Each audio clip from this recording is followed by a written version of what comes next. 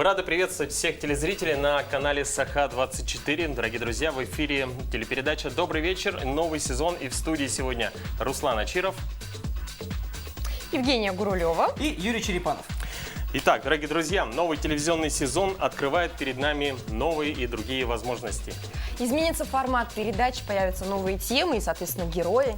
Сегодня и каждый вечер мы будем узнавать о своей жизни что-то новое. И вообще, теперь вы, дорогие телезрители, вместе с нами и с нашими гостями будете путешествовать в мир практической психологии.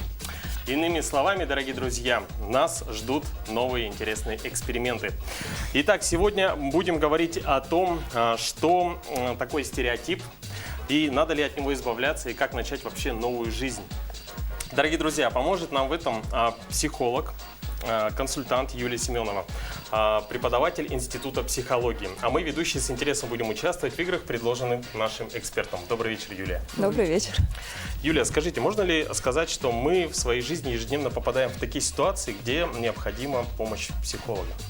Ну, не то, что мы прям ежедневно попадаем в такие ситуации. Попадаем в любые ситуации, каждый человек для себя сам решает. Ситуация это... Сложилась та ситуация, что нужно обратиться к психологу или что не нужно. Но к психологу обычно обращаются в кризисной ситуации, когда есть ощущение, что вот нет выхода. Ну, чаще всего вот такой вот вопрос. Но есть же такое, что, например, в развитых странах регулярно захаживают к психологу, знаете, вот чаще, чем к дантисту. У нас, наверное, пока еще не сложилась такая культура, да? Ну, если сравнивать по времени 2001 год и сейчас, то можно сказать, что у нас культура уже тоже сложилась какая-то, да, то есть обращаются чаще, чем тогда. Уже выросло то поколение, которое решает вопросы со специалистами. Ну что ж, мы об этом, наверное, чуть попозже поговорим. Да, я думаю, что... У нас есть для затравочки сюжет ведь, да? Давайте, прежде чем приступить к основной теме нашего сегодняшнего разговора, давайте посмотрим небольшой блиц-опрос. Как вы думаете, что такое стереотип? Это такие плохие вещи, которые мешают людям жить. Стереотип? Стереотип – это сложившийся у людей в обществе стереотип. Как вы думаете, что такое стереотип? Ой, без понятия. Наверное, у каждого человека есть свой стереотип, можно сказать. Ну и как объяснить? Стереотип есть стереотип. Стереотип? Ой, даже не знаю. Ну, не знаю. Ой, я даже не знаю, что это такое. Стереотипы это как заношено что-то, не? Типа, да. Придерживаются люди этих стереотипов, определенных рамок. Ну, какой-то штамп. Стереотип – это мнение, которое складывается у человека об определенном чем-то, ну, об определенном человеке, будь то, или о случае, без анализа какого-то взвешенного. Ну, это, наверное, устойчивое что-то.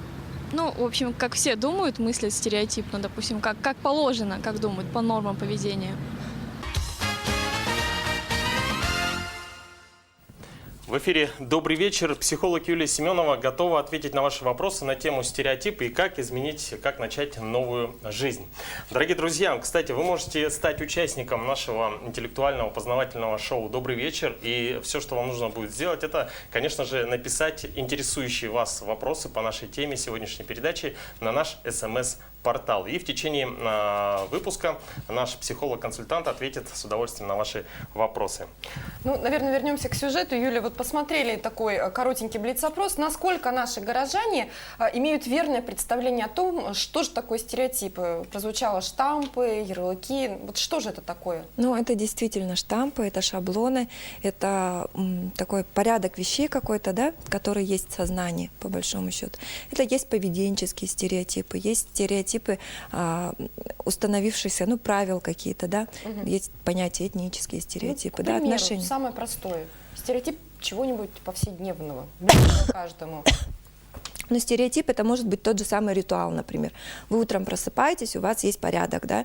Вы встаете с кровати, идете... С правой ноги. Да, там, идете в ванную, зубную щетку выдавливаете по определенному порядку. То есть это сложившийся поведенческий стереотип вашего начала дня. Ну, он неплохой, в принципе, стереотип такой. Да. Но если он не выходит за рамки и уже не превращается в компульсивное расстройство, когда нужно там постучать именно в дверь 3 раза именно, или там намазать зубную пасту именно в виде 3-круглинной гусенички, например. Пугаешь меня. Такое ощущение, что Юра сейчас о себе говорит. Нет, это же Ну хорошо, стереотип. а в повседневной жизни, скажем, негативные какие-то стереотипы, которые, ну, видимо, нас ограничивают, штампы, да, вот эти... У меня такое ощущение, что вы какой-то имеете в виду. Нет, Да? ну что нас вариантов может очень много. сдерживать? Или это не обязательно что-то Ну, плохое? стереотип поведения, например, есть стереотип, да, там, девушка не должна первая знакомиться с молодым, понравившимся молодым человеком. Это тоже Пока она стереотип. сидит, значит, этого Да, молодого человека кто-нибудь уведет, да? Ну, у человека, у которого нет такого стереотипа, да? Другой У которого стереотип. другой стереотип, что нужно первой хватать того, кто тебе понравился, например. Ну, как вариант, это тоже стереотип. То есть это сложившиеся какие-то проверенные для каждого человека методы взаимодействия с другими людьми, и он следует вот этим вот своим стереотипам. Вот вы в своей работе применяете разнообразные игры, тренинги. Вообще, какова их роль в нашей жизни? Ну, роль сейчас как бы говорится, что лучше избавляться от стереотипов и так далее, да? Не то, что лучше избавляться от стереотипов. Если я понимаю, что определенное мое поведение не приводит меня к моей цели, то, наверное, мне стоит поменять свое поведение, да? Для того, чтобы у меня появилось желание поменять это, я должен увидеть, где у меня что-то замыкает. И как раз на тренинге такая возможность предоставляется. Там участники тренинга дают друг другу обратную связь. Я, например, могу увидеть, услышать то, что я о себе не слышу, не знаю. То есть то, что я зашоренными не вижу, по сути, да? То есть это вот тренинги, они... Ну, а это бывает, возможно, даже болезненно, наверное, взять и получить эту обратную связь. Как ваши клиенты, пациенты это переживают? Или все это как-то более-менее... Естественно, это проводится, есть для этого специальные техники, чтобы договариваться. Изначально существуют правила ведения тренинга, где все друг к другу относятся более-менее бережно, да. Ну и, соответственно, тренер, там, например, я, да, следит за тем, чтобы это правило соблюдалось. Как бы там создается такая среда безопасная для того, чтобы можно было попробовать новую форму поведения и не получить за это, грубо говоря, по башке. Ну да? и насколько вот это действует? Человек понимает, что он, например, не двигается дальше, или у него какая-то проблема, он приходит на тренинг, получает эту обратную связь, видит буквально вот свой портрет со стороны, а дальше? А не приводит ли это к другим проблемам? Вот я-то думал, я, скажем, хороший, успешный, а вовсе и нет. А вдруг будет обратный эффект? Какой обратный эффект? Ну, не знаю, человек расстроится и закроется в себе, и вообще перестанет шевелиться. Расстроиться — это естественная реакция, потому что все равно у каждого человека есть образ «я». Да?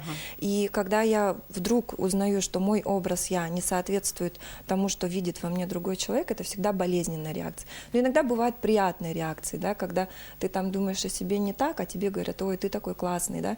И ты думаешь: ой, ничего себе, оказывается, вот когда я делаю так, я классный. Да? То есть это же не обязательно какой-то негативный опыт, это может быть и положительный опыт. И часто бывает, что в тренинге человек как раз думает о себе, что, ну вот я как бы, ну, кто приходит в тренинг, да? Если это личностные какие-то вещи. Человек, который думает, что он что-то там не так делает, неправильно и так далее. И тут в тренинге он может увидеть, что это великолепно воспринимается, что люди в этом даже видят какой-то положительный эффект для себя. Да? И это как возможность дальше расти. Очень интересно, на самом деле, как люди дозревают до того, чтобы пойти на тренинг. Это вопрос? Ну да. Какие клиенты к вам приходят? Это же не каждый, там, не знаю, 10-й средний клиент, там, проходящий мимо вашего центра. То есть что объединяет ваших, ну, пациентов, назовем их так, да, участников тренингов? Это не пациенты ни в коем случае, это участники тренинга, это клиенты. Но что их приводит? Вот если говорить про тренинги личностного роста, там люди приходят по степени своей готовности. Да? Понятно, что туда человек приходит уже зачем-то, он ориентирован на это. Если это дети, подростковая какая-то группа, да, их обычно записывают родители, которые со стороны как раз наблюдают, да, что что-то ребенок там не так делает в их представлении. Опять-таки. И в этом тренинге это может как-то вот соприкоснуться друг с другом. Да?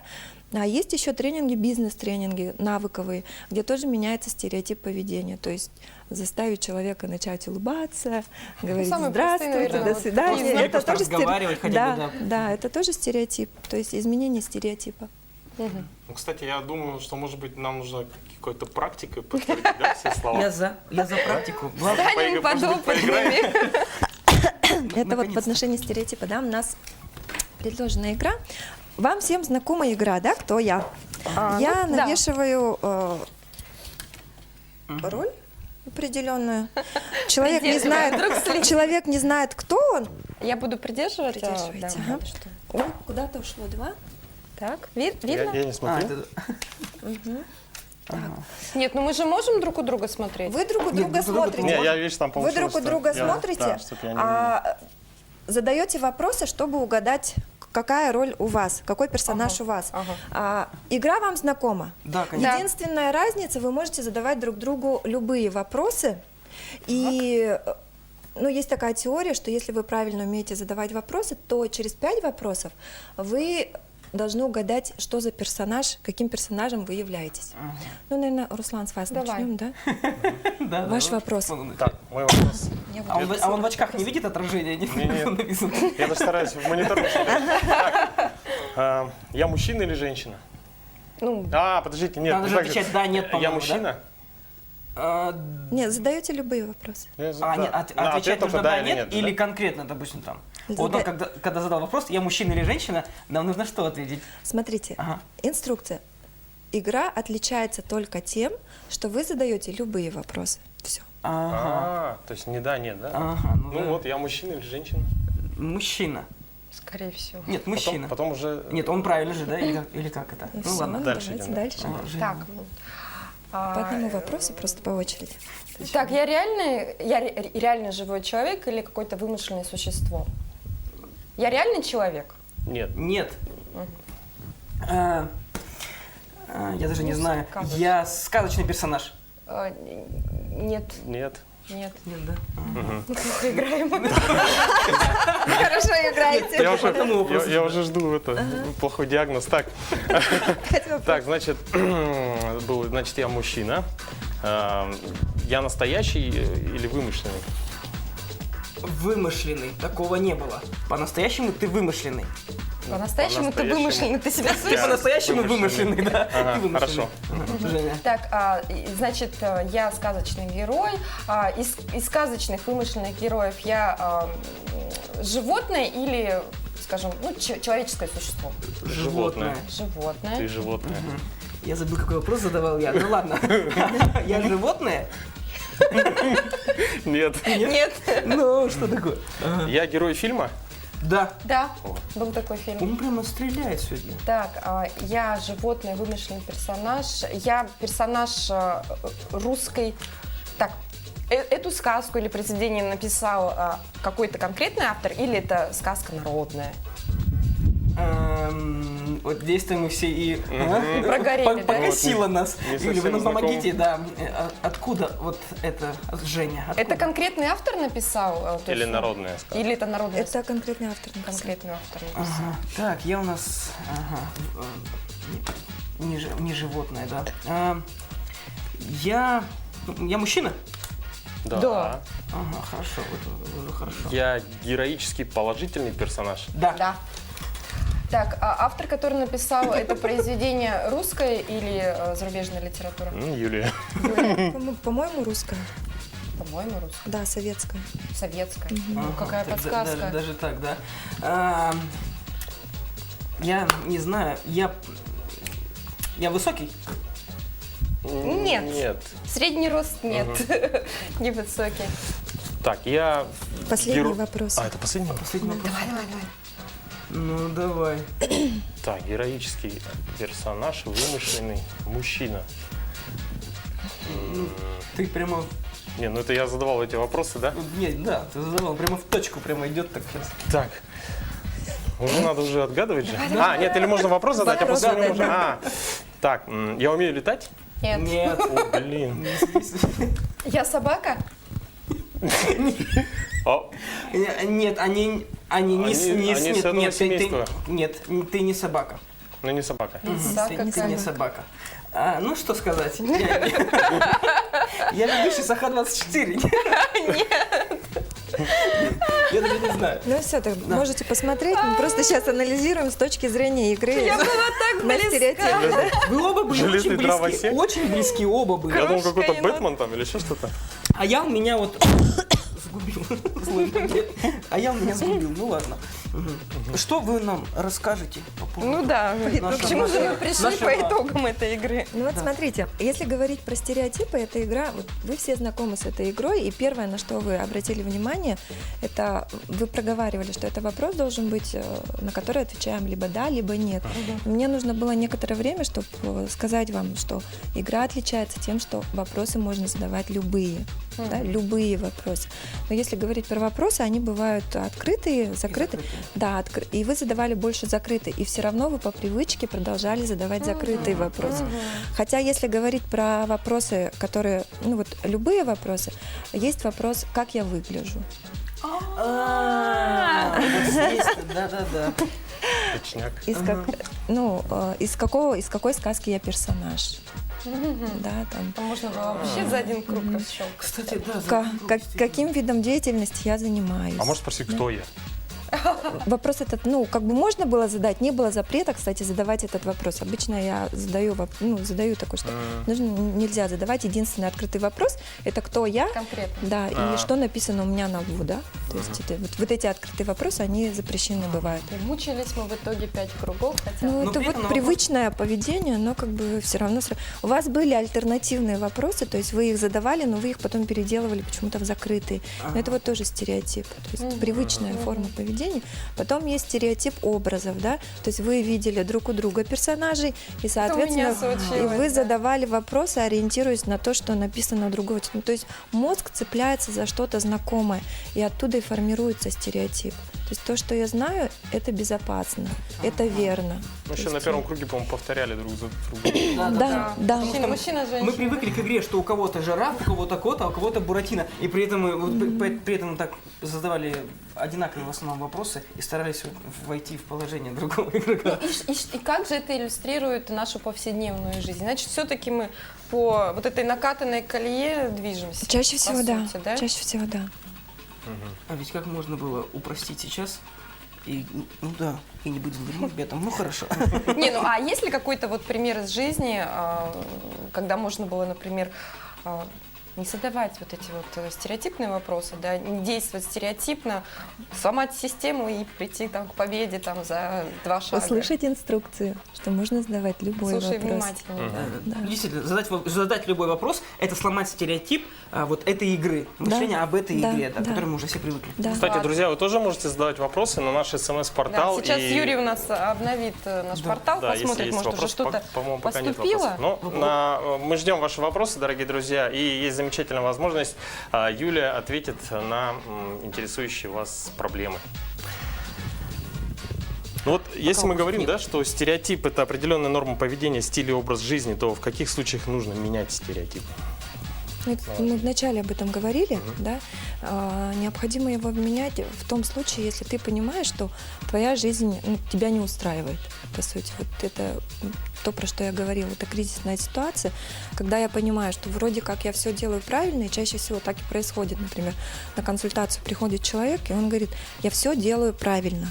Вот как надо было. Вот я такой, как надо было. Вот я что должен делать, я все делаю. Но почему при этом я получаю результат не тот, который я ожидаю? Да? Ну, и, соответственно, мы находим, что там не так, что не работает, что во взаимодействии действует не тем образом, который должен происходить. Возможно ли, что когда вы начинаете, образно говоря, копать, что же там не так, там не только стереотипы вылазят? Ну, естественно, да. То есть там целый букет может быть, да? Ну, стереотип, там, смотрите, стереотип – это привычное поведение, да, оно складывается, стереотип, ну, как бы, установки какие-то тоже вылезают. Это тоже как бы за счет того, что у меня есть установка, у меня складываются стереотипные какие-то. Ну, тема вот, объемная, я да. думаю, что нам сейчас, Руслан, придется сделать паузу небольшую, да? Да, ну, я думаю, действительно, дорогие друзья, оставайтесь с нами, очень интересная тема, задавайте вопросы на наш СМС-портал, и после рекламы мы продолжим эту интересную тему. Увидимся после рекламы.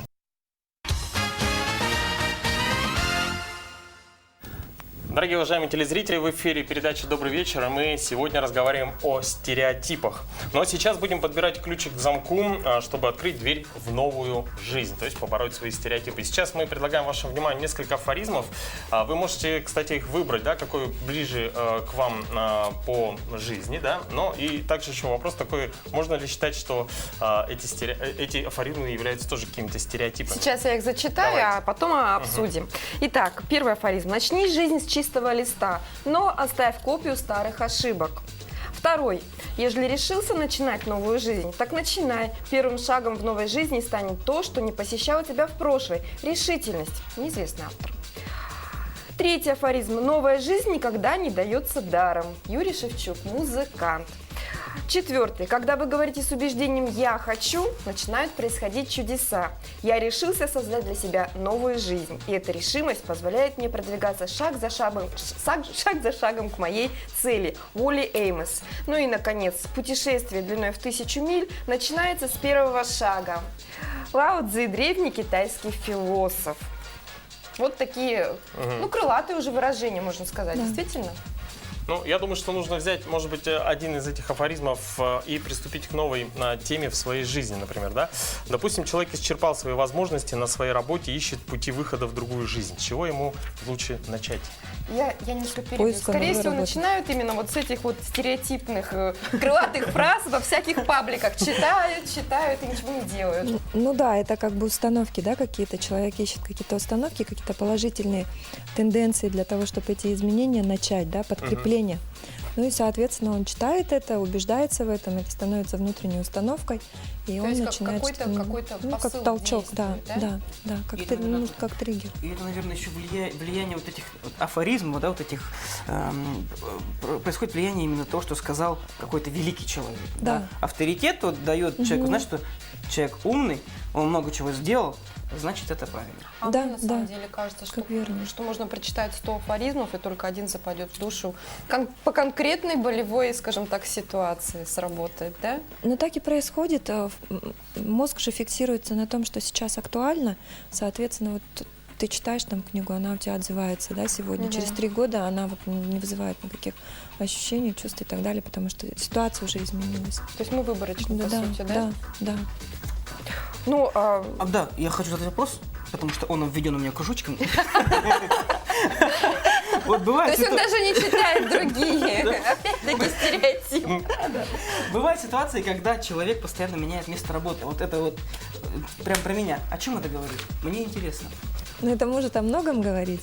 Только, нет, давайте сейчас скажем в эфире, скажем только о хорошем. О чем о хорошем говорим? А о плохом потом поговорим после эфира. Договоримся прямо от души. Ну, если о хорошем, это может быть как характерологическая какая-то особенность, да, это желание менять каждый раз что-то новое. Пропадает интерес, ты начинаешь искать что-то новое, чтобы этот интерес поддержать, да.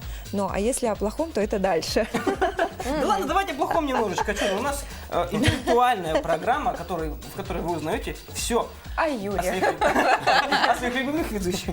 О плохом что это может быть? Ну, Вот на если самом деле, если меняется интерес, там получается изменение, да, как часто человек меняет работу. Если там определенная цикличность прослеживается, то есть я меняю работу каждые 2 года, да, и если мы начинаем выяснять, там система того, как происходит мое развитие на этой работе, оно каждый раз как будто повторяется, да, и доходя до определенного пика, я не прохожу этот пик, вот кризисную точку. Получается, развитие — это же прохождение кризисной точки. Я могу, в принципе, дальше развиваться, если я ее пройду в этой компании. Но мне это тяжело сделать в силу каких-то обстоятельств. И мне легче поменять работу, сойти с новыми людьми, ну, пройти этот путь по новой, дойти до той же кризисной пиковой точки и снова поменять Ну работу. ладно, хорошо, То есть Юра, это ты у нас вот- творческий человек. Наверное, все-таки генпланы на полгода по бюджету ты не сдаешь. Юля, смотрите, а если человек все-таки, например, ушел с работы, где-то поработал и вернулся, это о чем говорит? Ну, это вот так говорит о том же самом, если ты меняешь место, да, ты есть еще такая, ну, тот же самый стереотип, да, если мне не нравится место, если я поменяю там город, место жительства, то в моей жизни все изменится. Я это все поменяла, ничего не поменялось. Или стало еще более кризисно, да, то есть я действую, я по такому же принципу, как там, и эта среда меня не принимает. Тогда я понимаю, что я в этой среде, ну, как-то вот, ну, никак. никаким боком не подхожу.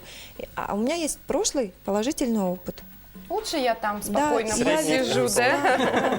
То есть я могу вернуться туда, что мне знакомо, где меня рады принять обратно. Ну, как-то вот так вот. Ну, дорогие друзья, я думаю, что сейчас будет очень интересно посмотреть, что хотят изменить в своей жизни наши горожане. Что они по этому наши поводу горожане, да, и говорят, все да? ли их устраивает в своей жизни.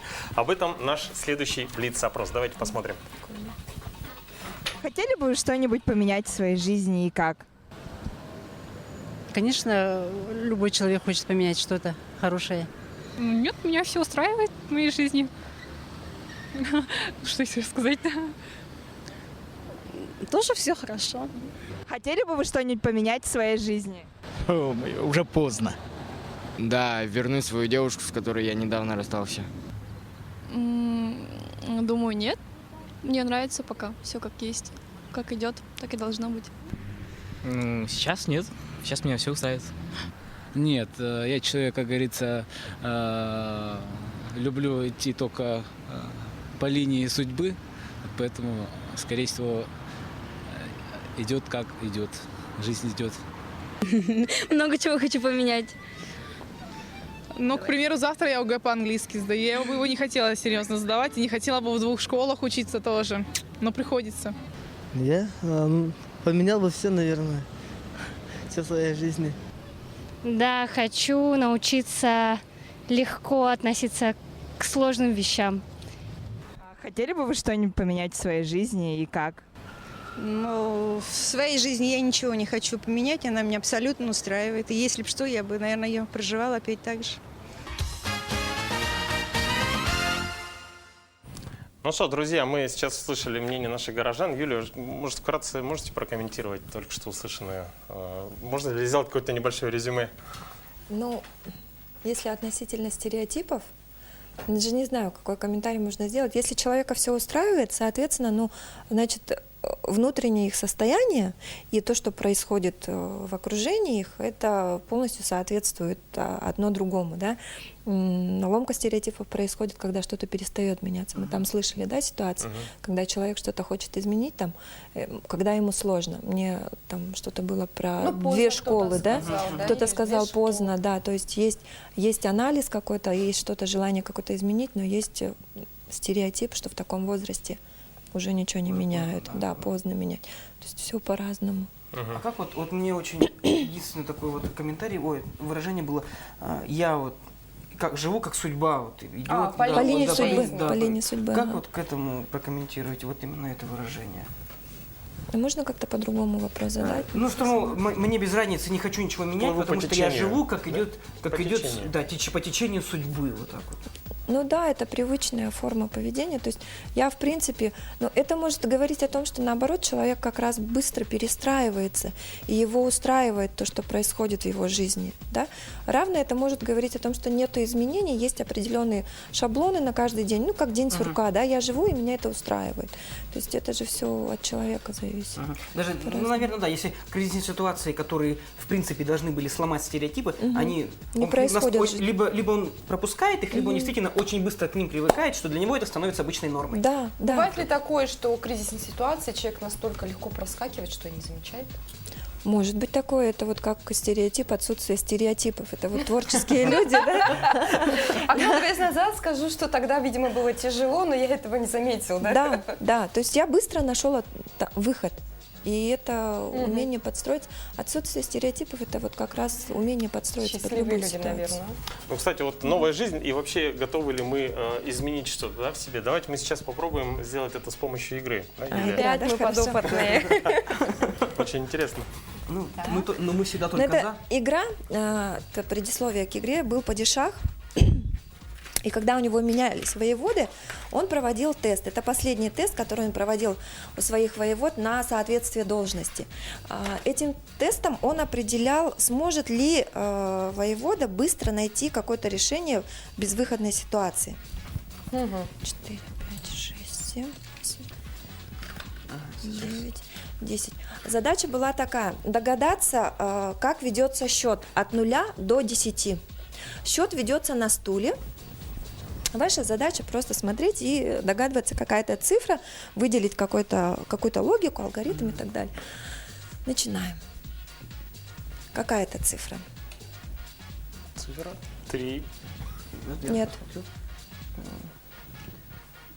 Я плохо вижу. Ну, я вижу 3 карандаша. Ты видишь 3 карандаша, Может, да? 4? Нет.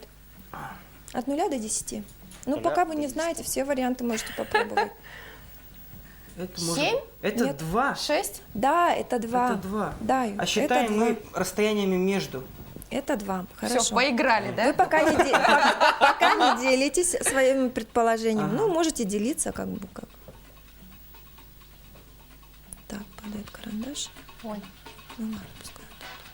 скатывается, да? Мгм, пускай нормально. Какая-то цифра.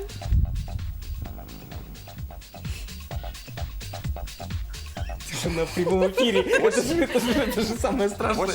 8. Да, это 8. Это 8. Я не понимаю. Руслан, вы догадались, да? А надо сказать почему, да? Нет? Нет, пока не говорите. Ну, давайте проверим, вы догадались. Так, какая это сейчас цифра? 6. Нет. То есть ты наугад, значит, предыдущий угадал, да? Я думаю, у тебя система сложилась. Аж все время меняется. Не 3? Нет. От 0 до 10. 5. Нет. Счет ведется на стуле. На стуле, да? Мгм. 9. Нет. Каких цифр еще не было? 10. Я забыл. 10 уже было. Не 10. Повтор на третьем игроке. От 0 до 10. Оператор Да, говорит да, 13. подсказывают уже, мы настолько безнадежны. Вся студия включилась в игру. Кто-то из зрителей сейчас рвет голову волосы, он говорит, Вы можете, они не кстати, могут попробовать догадаться?» отправить Кстати, правильный отправляйте, да, ответ, если вы вопросы. знаете, в чем систему мы подглядим. Так. Ну, варианты просто озвучивайте. Но они Пока, же, если нет систему, получается, разные они. да, если систему пока не уследили, вы как бы варианты озвучиваете, ну, чтобы как-то определить эту И систему. это не 5, да? 5 было уже. 5 было, да. Это не 5 и не 2. Нет, не 3. Нет, 3 было уже. Ну, 1. Нет. Ну, это что-то сложное. 4. 7. Нет. 0? Да, это 0. Хорошо?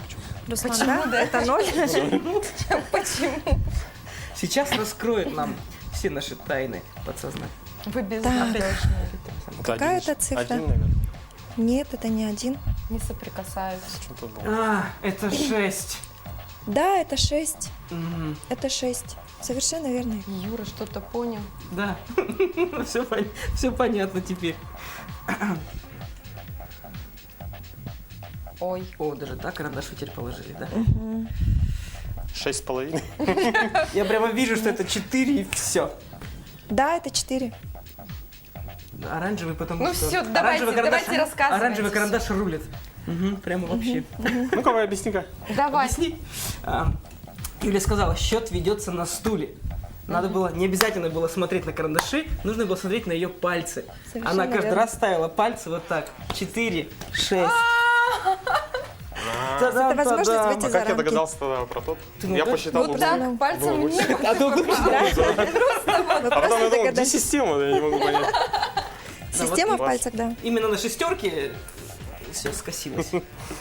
Отлично. здорово. Отлично, поздравляю. Это, наверное, стереотип, но я сейчас чувствую себя так прекрасно. Победителя. Не Да, самое главное, что я выиграл, победителем, самое главное, что они проиграли. Я всегда знала, что Да-да-да. такой, да. Классно. Итак, игра просто прекрасная. А как-то можно это Ну, проанализировать? если говорить про Мы не стереотип, это услышали, да? возможность выйти за рамки, да, то есть, смотрите, мозг, я говорила про это, мозг цепляется за что-то знакомое. Если это счет, то это должны и выкладывать цифры, да, то есть нужно увидеть какую-то визуально цифру, да, если это выкладывается карандаши, то они каким-то образом выкладываются, должна быть какая-то система, то есть мозг за привычные схемы распознавания, она цепляется. Ну и да, услышали подсказку, что счет ведется на стуле. Да, и тем более, когда вы подкрепили это задание тем, что вы достали карандаши, и мы должны Да, их да, посчитать. да, как будто это что-то Да. связано с карандашами. Я первый класс как раз помню. Остальные нет. Ну хорошо, Юля, стереотипы есть положительные, есть те, которые нас тормозят, например, да, нашего развития. Когда надо их ломать, то есть когда наступает тот момент, к кому лучше обращаться, стоит ли бояться каких-то вот переломных моментов, или все это переживаемо, и можно, в принципе, побороться за место в правлении компании и не скакать, например, в соседнюю. Да, можно.